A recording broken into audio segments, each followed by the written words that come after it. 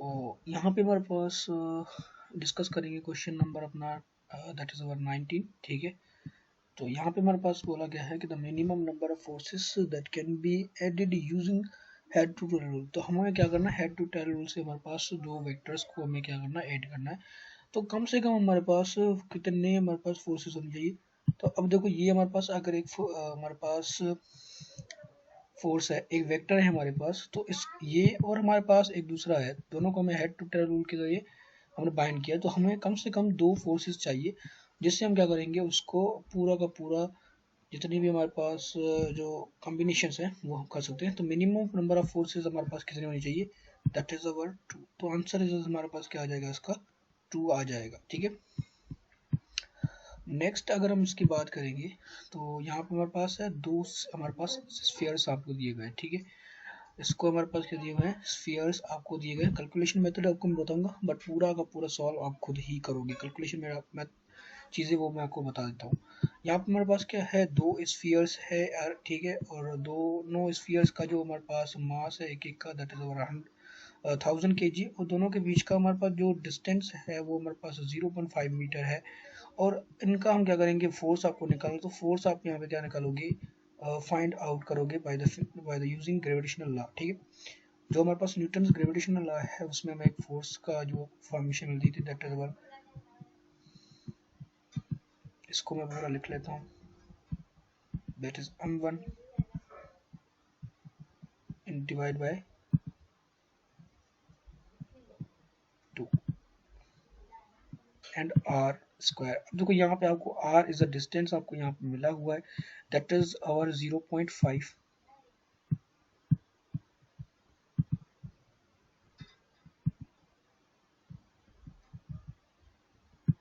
0.5। और इसका हमारे पास एक चीज, स्फीयर का मास हमारे पास यहाँ पे कितना है, ये। तो अब देखो m1 इंटू इंटू 1000 को 1000 से मल्टीप्लाई करेंगे, दैट इज ओवर अपना हो जाएगा 10 लाख हो जाएगा, ठीक है। डिवाइड बाय r का स्क्वायर, मतलब 0.5 का स्क्वायर करेंगे। और यहाँ पे हमारे पास जो g की वैल्यू होगी, that is over 6.67 into 10 raise to power -11। तो ये हम क्या करेंगे, यहाँ पे वैल्यूज यूज करेंगे और यहाँ पे हम क्या करेंगे, कैलकुलेशन करेंगे। अब देखो तरीका मैंने आपको बता दिया, आफ्टर आप तो इसको आप सॉल्व आप यू खुद करोगे, ठीक है। अब यहाँ पे हमारे पास जो नेक्स्ट है वो हमारे पास यहाँ पे क्या है, water has a maximum density. जो में डेंसिटी हमारे पास सबसे ज़्यादा जो होती है वो हमारे पास एट द 4 डिग्री सेल्सियस के ऊपर होती है। तो ये हमारे पास क्या होती है, मैक्सिमम डेंसिटी 4 डिग्री सेल्सियस पे होती है, ठीक है। थर्मोडायनेमिक्स का क्वेश्चन है एंड मॉलिक्यूलर थ्योरी का, मतलब जो फर्स्ट चैप्टर है उसका क्वेश्चन है। नेक्स्ट इज हमारे पास जो आइंस्टाइन मास एनर्जी इक्वेशन होती है, दैट इज अवर ई। जो हमारे पास मास एनर्जी इक्वेशन कौन कौन सी होती है, that is our E is equals to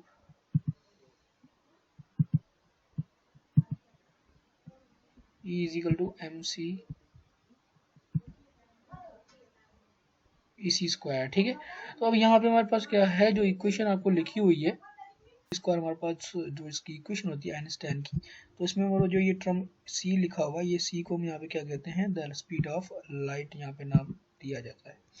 अब दूसरी बात हमारे पास यहाँ पे अगर हम कहें, तो यहाँ पे क्वेश्चन नंबर अपना जो 23 है, दैट इज ओवर, क्या कह रहा है, एक हमारे पास स्टोन है जिसको हम क्या करते हैं, ग्राउंड के ऊपर स्ट्राइक करते हैं, इसकी हमारे पास जो वेलोसिटी है वो इतनी है, और हमारे पास उसकी आपको क्या करनी है, काइनेटिक एनर्जी आपको फाइंड आउट करनी है। तो काइनेटिक एनर्जी हम कैसे इसकी फाइंड आउट करेंगे, तो काइनेटिक एनर्जी हमारे पास जो होती है, दैट इज ओवर के ई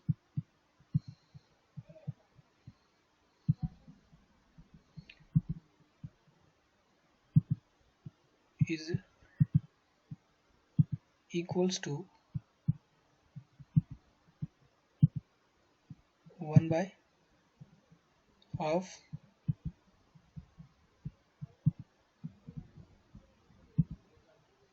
mv², ठीक है। तो यहाँ पे हमारे पास देखो, अब जब भी आपके क्वेश्चन आए ना ऐसे न्यूमेरिकल्स, तो न्यूमेरिकल्स में आपके पहले यूनिट सिस्टम आपका सेम होना चाहिए। मान लें हमारे पास यहाँ पे मीटर पर सेकंड, ये हमारे पास एक ऐसा यूनिट है, सिस्टम है, तो हमारे पास यहाँ पे भी क्या होना चाहिए, ऐसा यूनिट होना चाहिए। बट यहाँ पे मैं क्या, ऐसा यूनिट्स के अंदर हमारे पास जो ग्राम होता है वो केजी के अंदर होता है। बट यहाँ पे मैं क्या दिया हुआ है ग्राम्स के, तो हमें क्या लिखेंगे, अगर केजी में कन्वर्ट करना होगा तो हम क्या लिखेंगे, 1/2 लिखेंगे, क्योंकि 1/2 हम क्यों लिखेंगे, एक हमारे पास क्या है केजी, उसका आधा है हमारे पास 500 ग्राम्स, तो 1/2 केजी भी इसको हम यहाँ पे लिख सकते हैं। फ्रैक्शनल वैल्यू इस वजह से ले रहे हैं, कैलकुलेशन में हमारे पास क्या होगा, ये इजी आएगी, ठीक है। और यहाँ पे हमारे पास क्या है, v², मतलब वेलोसिटी का स्क्वायर, यहाँ पे वेलोसिटी हमारे पास 20 का स्क्वायर हमारे पास कितना हो जाएगा अपना 400। और यहाँ पे देखो 2 से 2 मल्टीप्लाई करेंगे, दैट इज ओवर 4, ठीक है। और 4 को हम क्या करेंगे, यहाँ पे कैंसिल आउट करेंगे with the help of this, तो हमारे पास आंसर इसमें क्या आ जाएगा, 100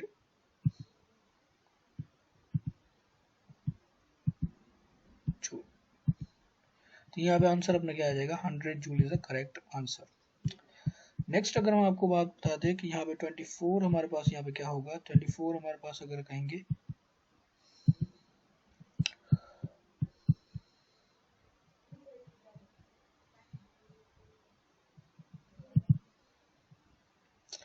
ठीक है। यहाँ पे हमारे पास अगर 25 अगर हम कहेंगे, ठीक है, तो यहाँ पे सॉरी 24 हमारे पास यहाँ पे क्या है, the rate of change in momentum is equals to the applied force. जो हमारे पास अगर फोर्स आपका हो रहा है, तो फोर्स की बात हमारे पास यहाँ पे हुई थी, दो बात चीज़ों के अंदर, ये तो न्यूटन के अंदर, हमारे पास दूसरा क्या था, कॉलम के लॉ के अंदर। अब यहाँ पे जो फोर्स होता है, वो फोर्स हमारे पास यहाँ पे क्या होता है, फोर्स इज इक्वल्स टू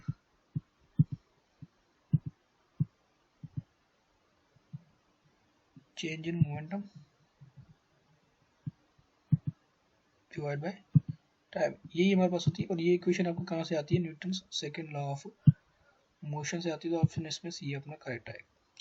अब यहाँ पे हमारे पास जो 25 आपको क्वेश्चन यहाँ पे दिया गया है, इसमें आपको क्या बताया गया है कि हमारे पास जो टू अनलाइक पैरेलल्स है, मतलब अगर हम यहाँ पे कोई भी एक लाइन लेते हैं, इस लाइन के ऊपर हमारे पास क्या है, टू इक्वल, मतलब ये भी हमारे पास अगर 5 न्यूटन है तो ये भी कितनी होगी, 25 न्यूटन की होगी, ठीक है। और दोनों हमारे पास क्या है, अनलाइक पैरेलल मतलब दोनों अपोजिट होंगी, और दोनों ही हमारे पास क्या है, लाइन ऑफ एक्शन भी हमारे पास क्या है, दोनों का अलग है। अगर ये वाली चीज़ हमारे पास यहाँ पे एक्ट कर रही है और ये वाली हमारे पास यहाँ पे एक्ट कर रही है, तो इसको मैं नाम कह देता हूँ कपल का नाम दिया जाता है, तो C B is cover correct.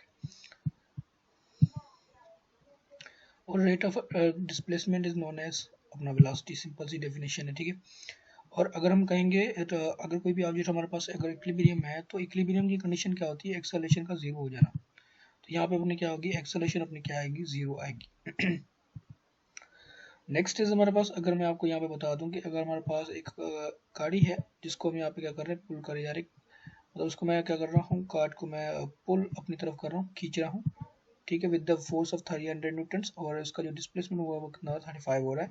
तो यहाँ पे मैं क्या करना है, वर्क फाइंड आउट करना है। तो work is equal to force into displacement, force हमारे पास है 300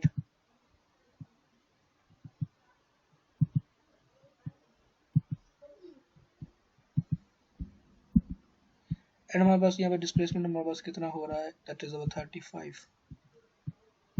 इस वैल्यू के अंदर हमारे पास टोटल जीरोस कितने हैं, दैट इज अवर 2 जीरोस, और 3 हमको हम क्या करेंगे, दैट ये जो हमारे पास 3 है, इस 3 को हम क्या करेंगे, 35 से मल्टीप्लाई करेंगे, ठीक है। तो आंसर हमारे पास कितना आएगा, 105।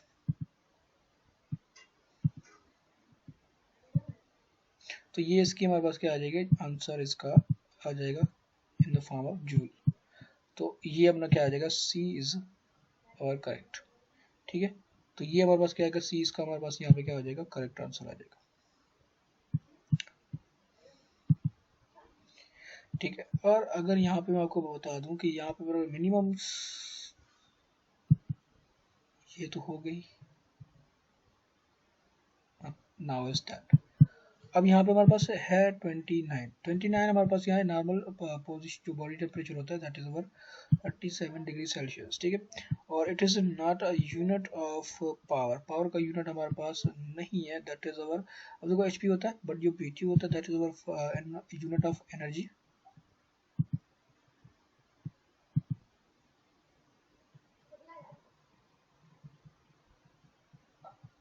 ठीक है। और यहाँ पे हमारा जो न्यूटन मीटर ना, ये हमारे पास किसका होता है, ये भी हमारे पास वर्क का या एनर्जी का होता है। बट तो यहाँ पे अपना ऑप्शन बी भी हो जाएगा एंड अपना ऑप्शन डी भी हो जाएगा, ठीक है।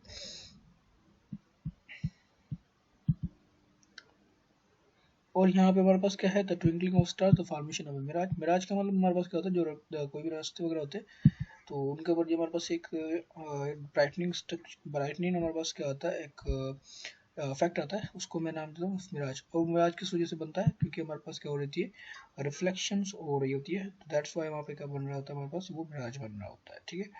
एंड हमारे पास अगर न्यूमेरिकल्स वैल्यू कहेंगे तो ग्रेविटेशन कांस्टेंट की वो हमारे पास कितनी हो जाती है, दैट इज अवर बी वाला करेक्ट। यूनिट्स सबके सेम है, ठीक है, तो यूनिट्स में हमें सोचना नहीं है, हमें वैल्यूज वाइज आपको याद करनी।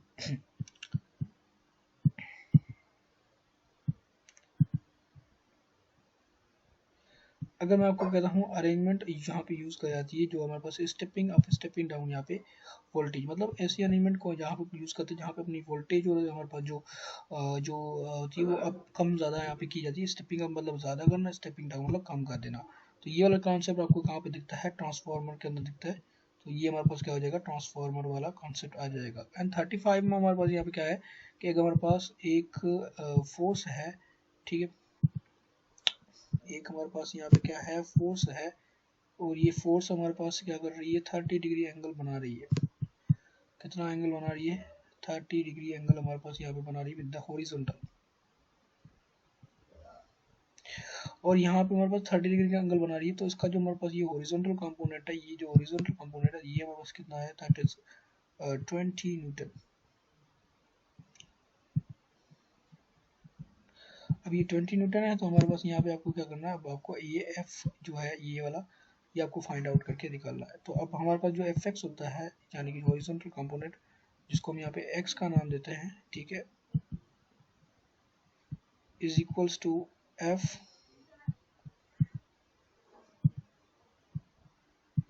कॉस, अब देखो एफ हमें यहाँ पे निकालना है कॉस थीटा, तो थीटा हमारे पास यहाँ पे कितना है, that is 30 degree. F x हमारे पास यहाँ पे कितना दिया हुआ है, दैट इज ओवर 20,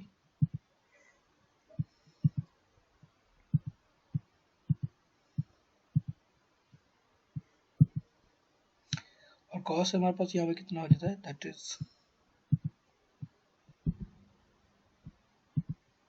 √3/2। अब हमारे पास यहाँ पे 2 मल्टीप्लाई वहाँ पर जाके डिवाइड हो रहा है, यहाँ पे डिवाइड वहाँ जाके मल्टीप्लाई होता है, दैट इज ओवर, तो एफ हमारे पास कितना बराबर आ जाएगा, एफ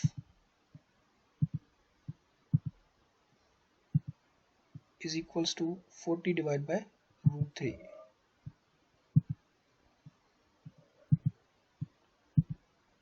तो इसको हम यहाँ पे अगर सॉल्व करेंगे तो अप्रोक्सीमेट हमारा जो आंसर आएगा वो डी आएगा, ठीक है, 23.1 न्यूटन्स। तो अप्रोक्सीमेट हमारे पास जो आंसर आएगा वो ये आ जाएगा। तो that is our whole concept of that. और कैपेसिटर की जो कैपेसिटी होती है, दैट मीन्स कैपेसिटेंस, तो उसका यूनिट हमारे पास यहाँ पे क्या होता है, फेराड होता है। मतलब रेसिप्रोकल ऑफ अ फ्रीक्वेंसी, तो फ्रीक्वेंसी का जो रेसिप्रोकल होता है, मतलब जो उसका अपोजिट कहें तो वो हमारे पास क्या होता है, टाइम पीरियड होता है। एंड कपल जो हमारे पास बनता है किस वजह से, कपल इज फॉर्म्ड बाय, किस वजह से बनता है, क्योंकि हमारे पास टू इक्वल एंड अपोजिट, इसका लाइन ऑफ एक्शन हमारे पास क्या होता है, डिफरेंट होता है, एक नहीं होता, ठीक। तो ये हमारे पास किसका कंसेप्ट आ गया, सी का। तो यहाँ पे ये क्या है, कुछ क्वेश्चन हमारे पास एक था, दैट इज 23 का हमारे पास SIT का, तो वो हमने पूरा का पूरा डिस्कस यहाँ पे कर लिया है, जितने भी क्वेश्चंस थे, ठीक है। आई होप आपको ये चीज़ें समझ में आई होगी। तो खुदा हाफिज़, पढ़ते रहे, टेक केयर।